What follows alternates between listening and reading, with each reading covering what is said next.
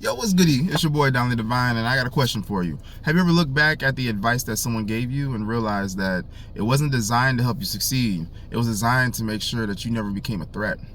It's something that you experienced.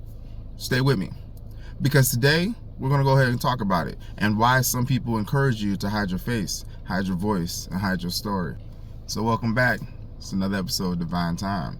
If you're new here, this is a place where we have honest conversations about healing, emotional intelligence, spirituality, trauma, and recognizing unhealthy patterns so we can protect our peace. And today's episode came from a realization that I recently had.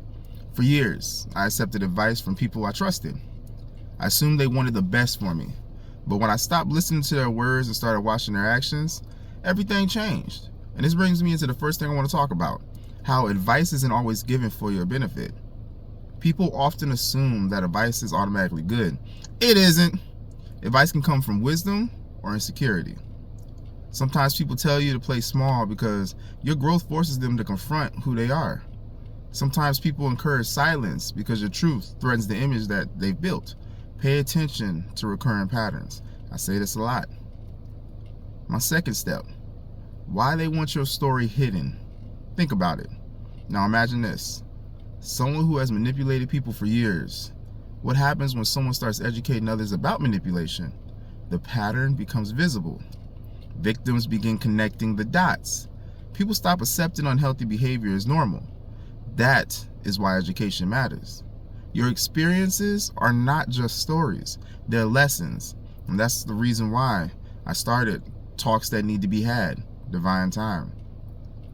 Trauma, education, that changes lives. Some people will tell you, stop talking about the trauma, ignore the past, move on. Healing isn't pretending that something never happened. Healing is understanding why it happened, what it taught you, and making sure it doesn't happen again. Research is not obsession. Sometimes research is survival. I know for me it definitely was. And sometimes education becomes freedom. I can say honestly now, I'm free. I believe 100% that I have broken that cycle that I was in. I have become the face of my mission. Step 4, become the face of your mission. See how I roll this shit together? But no, seriously, if you created something, don't be afraid to represent it. People connect with people. And last time I checked, you're a person too, right? So your authenticity is your greatest strength. No one can duplicate your experiences. No one can duplicate your perspective. Your face isn't the brand. Your authenticity is. Don't be afraid to put your face on things, because that makes you unique. That makes you authentic. And just like I said, your authenticity is ultimately what people are going to be coming for. And last, your voice gives others permission. Every time you tell the truth, someone else realizes that they're not alone. Every time you explain a pattern, someone else escapes it. Every time you heal, you make healing look possible. Possible. See, I gotta hide the accent from time to time. That's why your voice matters. So don't let anyone convince you that your story isn't important.